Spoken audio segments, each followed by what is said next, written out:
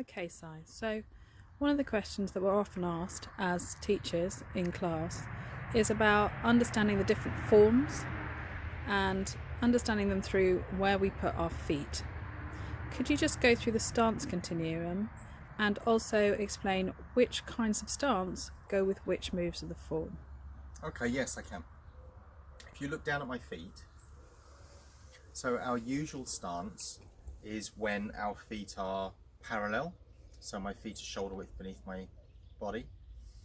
If I turn my foot out about 45 degrees to the corner, then my left foot can either step directly forwards, so I'm preserving the same width between the heels, or, as sometimes happens, there's the line that my left foot is on, but sometimes we might bring the foot in and then step out to the position as if it had just gone straight forwards, but by coming in towards the foot first, towards the ankle first.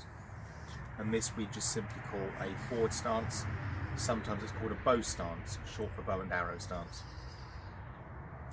So with our foot, the back foot about 45 degrees, the heels of my feet are roughly like across the diagonal of a square, where the other 2 points would be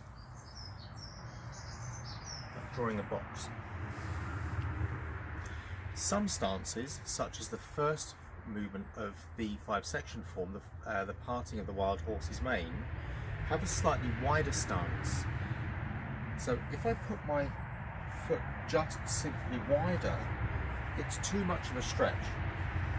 So if I'm going to go wider, my stance is actually a little shorter, and this is better supported by having a slightly different angle on the right foot.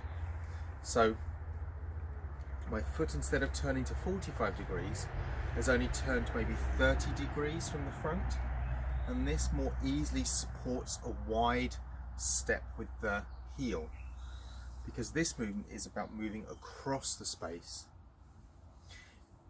If I was to take a stance that was longer and narrower, this would be better supported by my foot turning further out. So it's as though it's only 30 degrees turned in from the side now. This angle of my foot supports a longer, narrower stance. So this is as though the square of where my 2 heels are across the diagonal becomes a rectangle going longer and wider, or a rectangle going this way, longer and wider.